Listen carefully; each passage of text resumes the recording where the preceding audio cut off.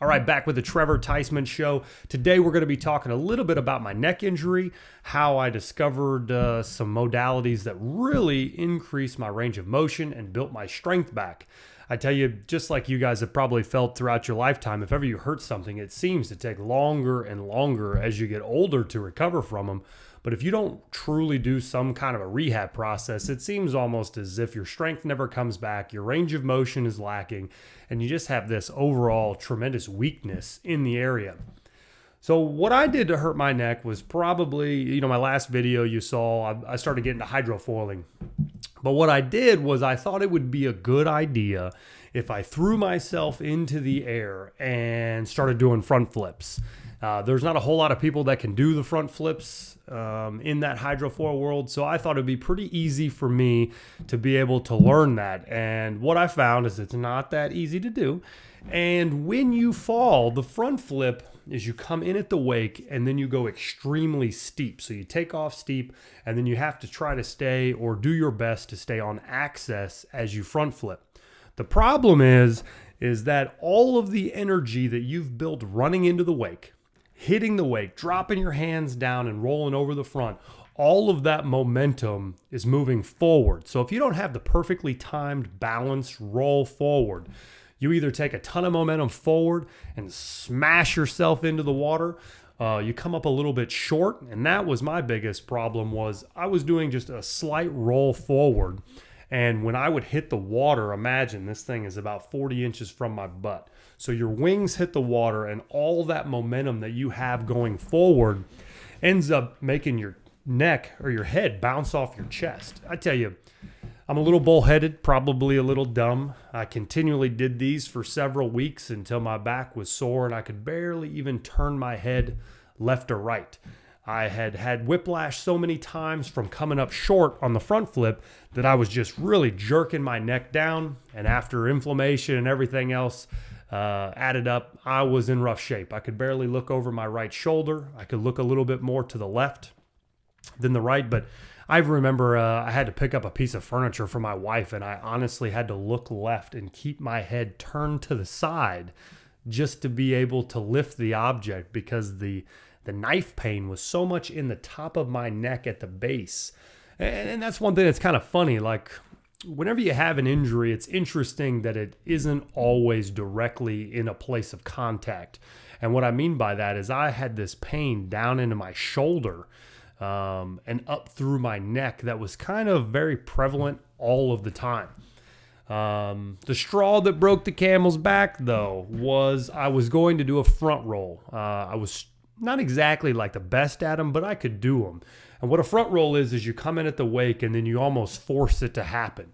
It's kind of sort of like a cartwheel feeling. You hit the wake and then you go into it rather than the momentum of a back roll. You let the ski kind of come out from under you and you take all that momentum. The front roll is you get a nice steep takeoff and you almost cartwheel forward. But when you load the line that much, what I had was the line broke. So the rope actually broke in half. I'm upside down, going 25 miles an hour, falling straight down on my head. But I had so much tension in my neck that when I landed in the water upside down, I have this zinger feeling all the way down my whole arm. My neck was throbbing, my trap was hurting, and I actually lost some fingers. My fingers were tingling. It was my pointer finger. I've had my pinky before. Back when I played baseball, I actually had to have a nerve transposition surgery. So I'm familiar with the pinky tingling, but never have I had the first finger. The first finger, to me, it feels a little more real. That's your strength. That's your power. That's your grip. You want to do a pull-up. You want to pull yourself. You want to actually be able to balance and use things. I don't know. I feel like my thumb and my first finger and my middle finger are really important. But the pinky, you could cut it off, I guess. And it doesn't seem to be quite as much of a problem. But, of course, I want to keep my digits. I'm just saying that the tingle was definitely something that I was not expecting. So I was now aware that I have an official injury, got out of the water, came back home, and I've already not been able to look left and right very well for a couple weeks at this point. But I knew something was wrong. The tingling was very odd. So I got recommended to go to a chiropractor. I go to this chiropractor, and he thought for sure that he would be able to straighten me out. And it felt a little bit like a witch doctor. I don't know if you guys have ever been to a chiropractor format where, you kind of feel like you're going into a shed. You're walking behind something. It's in a gravel lot. It's not pavement downtown. You kind of got a bad feeling about this. I get in there. This guy's sweaty. He's been working on people all morning. Feeling really nervous. He's got a bench from like 1922. And he lays me back and starts cracking some stuff. He's making an awful lot of noise. I don't know if you guys are familiar with all chiropractors, but I guess I've only been to probably 2 or 3. But this guy was very physical, really lay on you, crunch on you, try to get things to move. And the whole time he's super confident pitching this as the best thing ever. This is going to get you straightened out. We're going to have you in here one and done. You're going to get in here, then you're going to get out. So I was kind of on board. I was like, okay, I can take the pain if all it takes is a crack. I kind of thought that when it got to the tingle, maybe I just had a pinch going on and had to get something off of a nerve. Come to find out, he thought there was a tension up top high in a disc up towards the 1 of the 2 vertebrae. So he tried to really crank my head. He said, as long as you can do it, we can maybe put it back in place. So he gives me a huge crack, and I mean to tell you, I have never felt so much of an electric shock down my arm in my entire life. My hand was on fire. My shoulder was hurting. My bicep hurt. The whole arm, I could barely even move it. It made me like crumple it up and hold it close like this. And, I didn't let him touch me anymore. I was like, I don't know what you did, but we got to stop. And he kind of said, that's completely normal. You are really bound right now. So maybe next week we'll be able to get that loosened up. And I got out of there as fast as I could. I was very shocked by that feeling. And after a couple minutes, it scaled back more to the beginning tingle that I had, just right at the tip of the finger. So I wasn't overly alarmed, but I was pretty shocked at that feeling. I mean, it's pure terror when you get that kind of electric shock down your arm. But as time went on, I got recommended a different chiropractor, and let me tell you, a world of difference. They do a really good job, or Dylan, he does a really good job.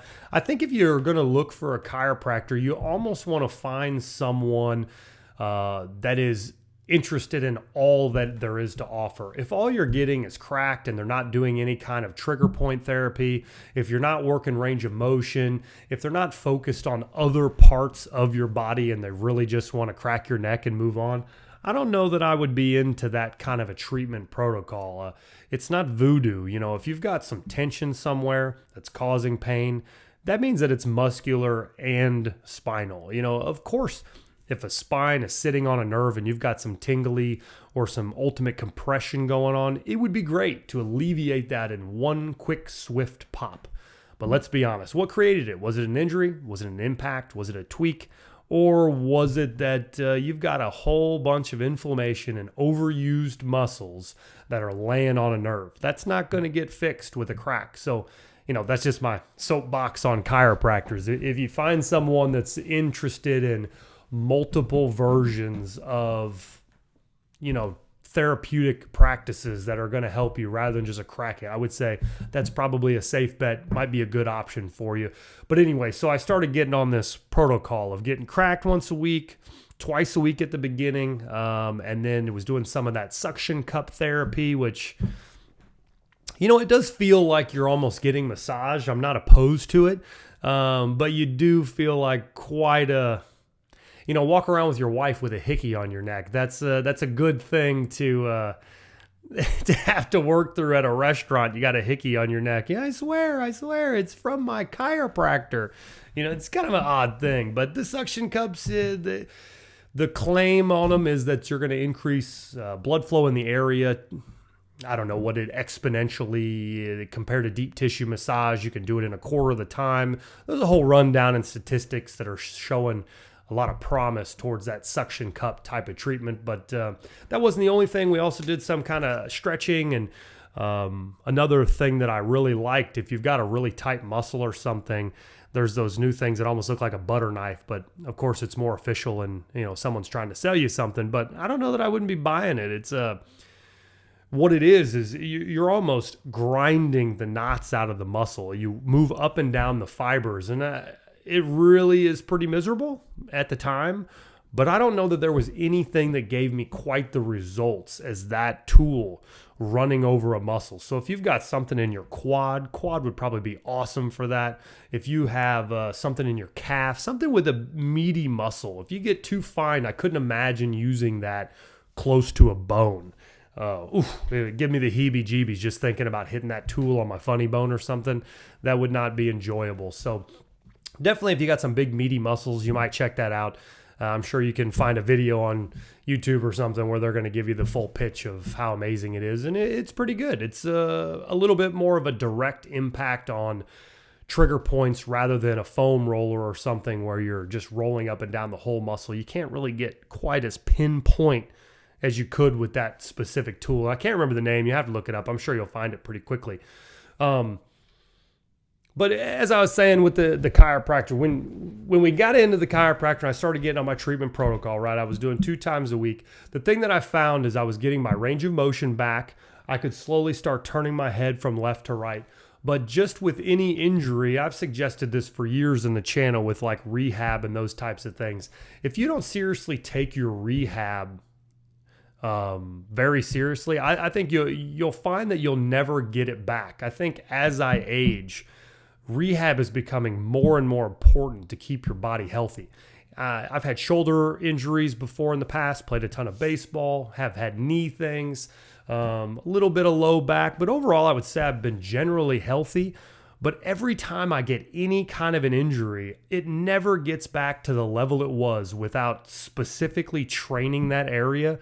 And then it's almost as if you're truly just training an area to keep it stable and strong. But I kind of always have pain in an injured place. And it kind of stinks. You know, I don't know if everyone's like that or if that's just me, but there's always a little bit of a lingering pain I have in anything that I've truly injured. So this neck is not 100%. I think I did this in June, and I'm still trying to work back from it. I've got range of motion back. I don't think that's the problem, but you've seen looping in the background. I wanted to show you the whole purpose of this. I got a little sidetracked, but now you got complete context on my injury and what I've been doing to get back. But some of the exercises that I've been doing has completely changed what the feeling is in my neck, the stability, the strength.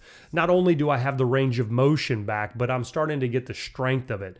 I tell you, I play with my daughter a lot, and I'll lay on my stomach on my elbows because that's where all the little toys are, right? You know, big 6'4" guy, got to lay on the floor all the time. It's not much fun. I really wish that we could be a kitchen table playing, but 4-year-olds don't like kitchen tables. We got to be on the floor. So I'm sitting on my elbows. I stack a pillow underneath me to take a little weight off. But what I found is just even holding my head up, I was so weak that after about 3 minutes, I was fatigued. My neck was tired. I almost had to put my hand on, hold my chin up, rested. It was insane to me that I couldn't just hold my head up for more than 3 minutes. And so this became one of the exercises that I started doing in addition to, you know, if you're laying on the floor and your daughter jumps on your back or something like that, at the time at which I was feeling most weak, I thought that my neck was being broke. There was no stability on anything. If I got bumped and my muscles were being activated, so again, laying on my stomach, I'm on my elbows.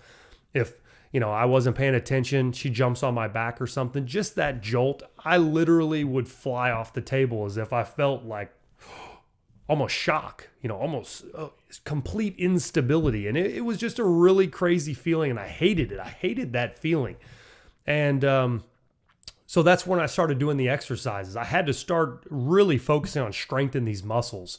And I recommend to anybody in any injury always, if you have something that seriously hurts you and you had to go get treatment for it, don't get me wrong, you should be doing some kind of a rehabilitation program for any muscle group with an injury, whether you went to the doctor or not. It's essential.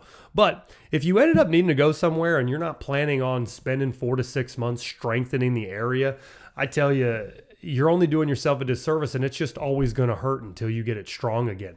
I'm still feeling weak. I don't have all of my strength back, but it is by far way better than it was. So again, think about this loop you've seen in the background.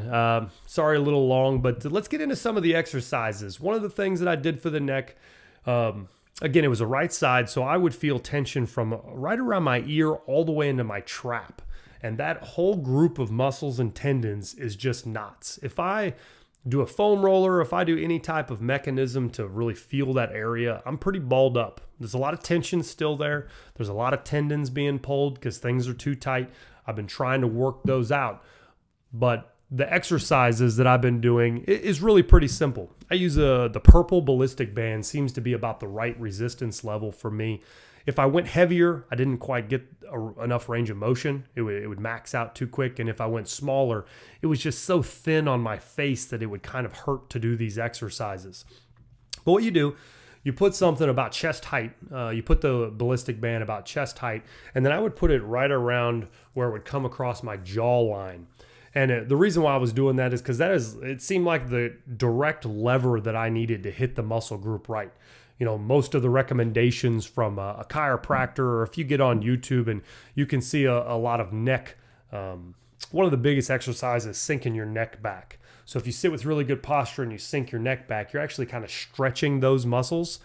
So I started doing it with resistance bands. I said, well, why don't I try to build some strength back in that area as well? So I would tuck my chin continually into that resistance, and it was pretty comfy. You know, you feel a bit like a dork, but I started to feel that, I'm getting stronger. But my biggest concern was looking to the right. I could barely get to the same distance as the left. When I looked to the left, I had no problem getting my chin over there. When I looked to the right, it was almost like, man, I had to really work to get it over there. So I also started doing like 10 to 12 reps, and all this is pretty simple. You just kind of move through the motions. You get your 10, 10, 8, 8, 8, 12, 12, 12. You know, it's kind of insignificant. Do what you can do. Move from repetition to repetition. So I would do to the right, I would do to the left, and then I would do where you would sink your chin back. And I would do maybe 2 to 3 sets, whatever felt right, and then I would evaluate the next day. I've tried to do back-to-back days, but just like other muscle groups, it seems as though my neck is awfully weak to where I literally cannot do back-to-back days yet because it feels like just a lot of instability and it's fatigued. It gets very tired. I'm trying to work this muscle back and it just isn't coming that quick. So I would do those on an individual set, like say in the afternoon or something, go through that routine 2 to 3 times. And then later in the evening, when I'd be playing with my kids or doing those types of things on the floor, I would always sit in that position that I really disliked before, laying on my elbows and then holding my head up. And after about, it was 3 minutes when I would find fatigue. And then it's 10, now it's 15. And now I can sit down there for what I would consider a reasonable amount of time. Of course, you can't sit there forever. Your back kind of gets tired. Your arms kind of get tired of holding you up. But to have your neck be the weakest link, in my opinion, was unacceptable for the things I like to do in life. High speed, a lot of adrenaline, working out. To have a weak neck is not, I'm not interested in that at all. So in the evenings, I would begin sitting on the floor. So if you're watching TV or something, that'd be a good time. I sit down there and watch TV. I try to get 20 or 30 minutes in of just holding my head up, moving it around, going through range of motion. And that was one thing that was kind of crazy, just a little side story. It was kind of nuts when I would turn my head. I would just have so much grinding, like clickety-clackety through the whole range of motion. And I'm like, geez Louise, what is going on in here? Is there gravel in my neck? And that has actually started to go away. So the idea that can go away with the strength training element is kind of telling in itself that it is a very big positive that maybe you should take more time thinking about, turning your head like that, working through range of motion. If you got things that are getting caught, don't just let them go by the wayside. Make sure you're doing something about it. The final exercise that I was doing, and again, this is not going out of my way to do these things other than that quick little 6-8 minute deal with the band. In the evenings, I just do these while the kids are playing, or we're getting ready to eat dinner or something. I'd sit on there, watch TV, play with the kids like that, and then I would lay my head flat against the floor. If you turn your ear and you put your ear on the floor, you'll feel a big stretch if you're rather tight. But the odd thing is that once you lift your head up, oh boy, if you have a tight neck muscle that runs into your trap, that is most definitely the muscle you are working without a doubt. It was very uncomfortable to start doing this, but I would lay on the floor and I would lift my head up and try to extend it as high as I could. And I would do maybe 5 or 8 on each side. And as time has progressed, I've got a little bit farther in. I could do, maybe 10 or 15 reps, but mostly I'm not doing anything too crazy. It's not like I'm powerlifting or going above and beyond. I'm talking like maybe 10 minutes a day. I'm doing some kind of a rehabilitation exercise and I'm trying to work it in while I'm doing things. And it's been very effective, and I'm hoping that it can continue to do that.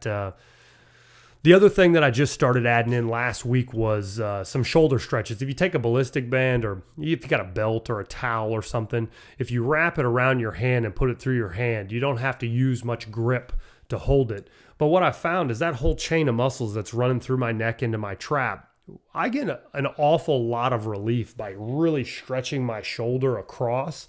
So I'll go through like a traditional stretch routine for your shoulder where you really let your lat stretch out, pulling you high, let it come across. Every angle that more or less I can get my arm, I'm continuing to do that weekly. So getting yourself in a plan, or getting myself in a plan of 3 to 4 days a week, trying to get through each of these things has changed the way my neck feels dramatically. I'm hoping to get it back to 100%. But it has taken some time. I must have had a serious injury and didn't really realize how bad it was. I've heard a lot about whiplash. I don't know anybody that hasn't either joked about, oh, did you get whiplash? Or, mentioned it or heard about it in a car wreck. But I've always been able to handle pain. When you play baseball, I can't imagine. I don't know one baseball player that when they were playing that an elbow hurt, shoulder didn't hurt, knee didn't hurt. It's kind of a physical sport at which a tweak kind of throws you out of whack because it's such an explosive movement. So if you're going to use every inch of your body to rotate and torque, and you've got a weak link in there somewhere, it's just not going to feel very good. So I'm pretty used to handling pain, but the weakness was something that I kind of found was unacceptable. So that's kind of my story with the neck. I'm hoping that it'll continually progress.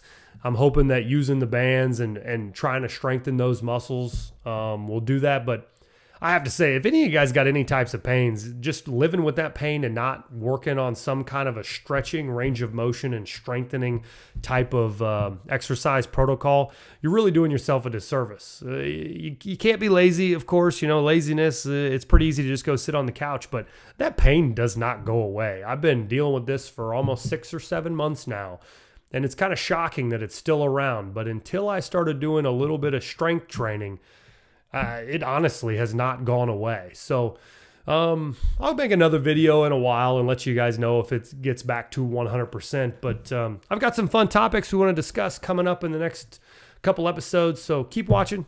Write some comments if you think you have any questions. And I appreciate your time. Have a great day, guys.